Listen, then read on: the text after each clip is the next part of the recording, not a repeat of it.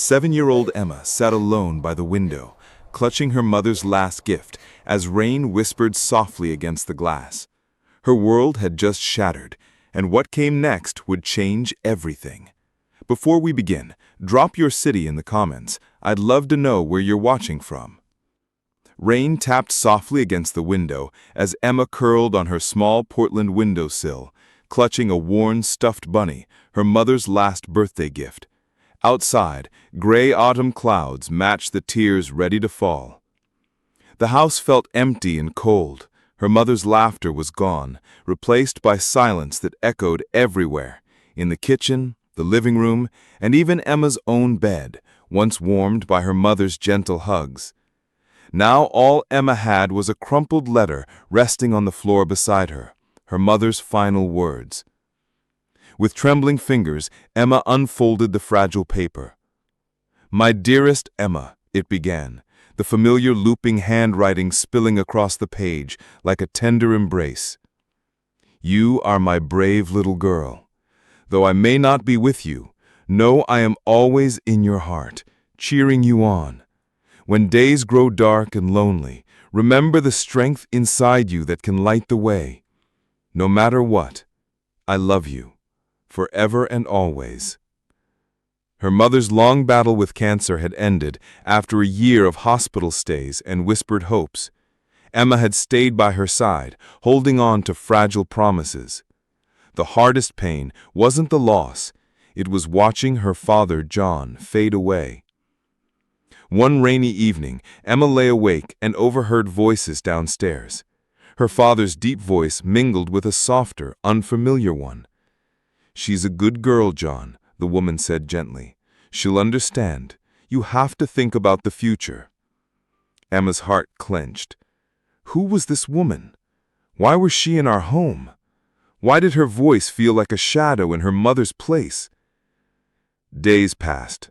The house grew colder. The woman, Rachel, moved in, with forced smiles and eyes that never softened. Rachel never asked about school or Emma's favorite stories. She never hugged her the way her mother did. Emma clung to her mother's letter and those fading memories, fragile lifelines in a darkening world. But behind closed doors, a storm raged in John's heart. One night, John sat heavy on the worn couch, exhaustion weighing down every breath. A growing pile of unpaid bills loomed on the table.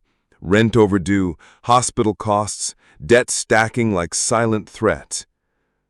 From the kitchen came Rachel's sharp voice, cold and impatient. "John, this can't go on. I'm done carrying this mess. If you want me, you have to let her go. It's the only way." John's heart cracked again. His eyes flicked to the faded photo, Emma's bright smile beside her mother's hopeful gaze. "I can't," he whispered. "She's my little girl. How could I just leave her?" Rachel's glare was hard. "You don't have a choice. Keep dragging her around and you'll lose me too." His hands trembled, crushed by the impossible choice. Between desperation and love, John faced a pain no father should bear. That night, he knelt beside Emma's bed, swallowing the lump in his throat. "Sweetheart, I have to take you somewhere safe, just for a little while." Emma blinked up, confusion and fear swirling in her wide eyes. Hours later, the car rolled away from the city lights, climbing cold mountain roads where snowflakes began to drift, dusting dark pines in white. John's voice trembled again. "I love you, Emma. Please be brave. I promise I'll come back." At a quiet forest clearing, snow swirling around them, John's hands shook as he opened the car door. "Stay here," he said, tears streaming down his face. Emma shivered in her thin jacket. Her breath escaped in ragged clouds as she hugged herself tight, clutching her mother's letter, the only warmth left in the growing cold.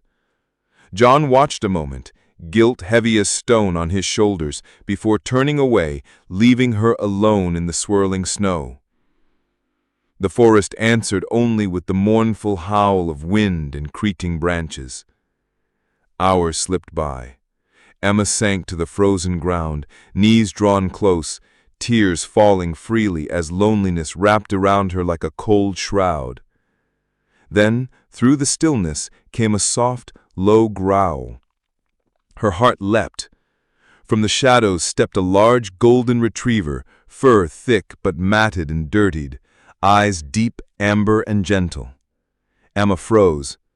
The dog approached slowly, nostrils flaring, then nudged her hand with a careful nose.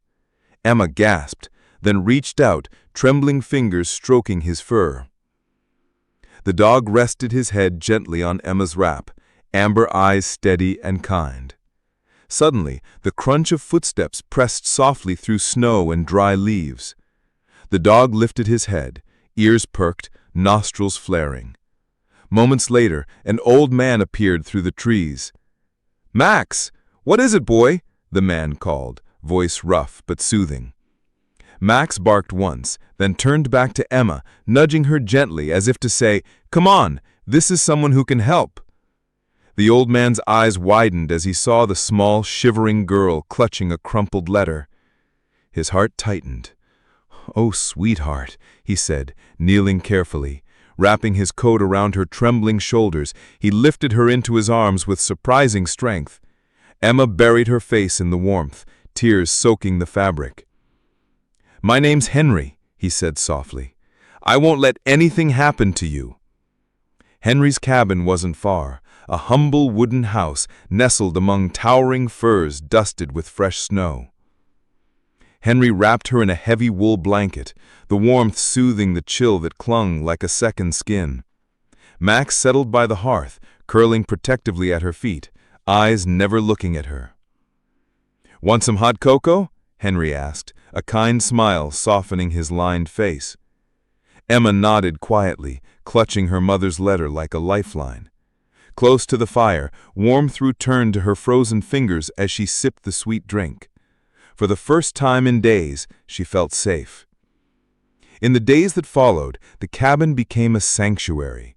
Henry was patient and gentle, never rushing or pressing. He carried his own losses. Years ago, he had lost his wife and son in a crash, and Max had been a loyal companion through dark days. Like Emma, Max had known pain and abandonment. Together, they were a quiet promise, no longer alone. One evening, by flickering firelight, Emma read her mother's letter aloud. "You are braver than you believe, stronger than you seem, and loved more than you know." Henry's eyes glistened. "Your mother was wise, and you're already so brave, more than you realize."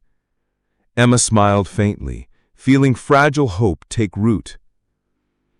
Life in the cabin was simple, with firelight, fresh air, Max's care, and quiet peace.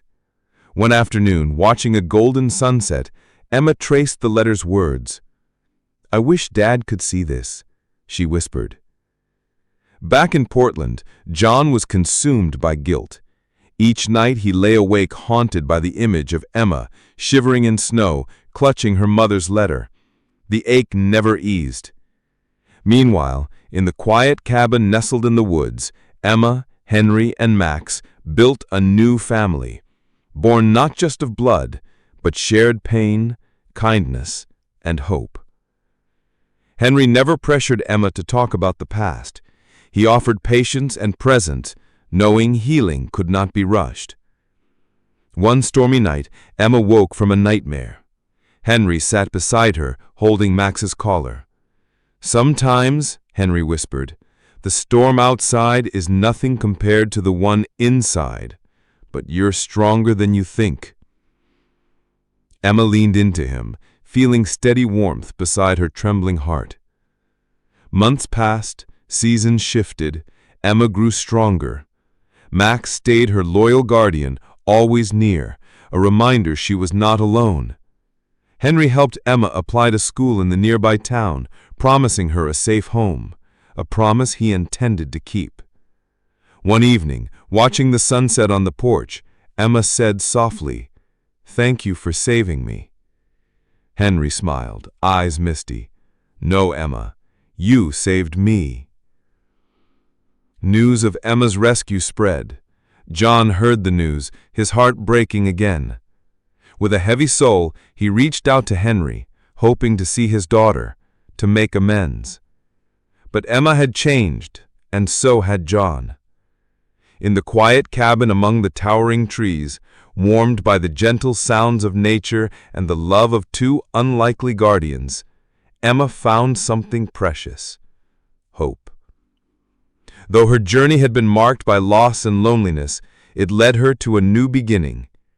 And sometimes, when night was still and stars shone bright, Emma whispered, clutching her mother's letter close, "You're not alone."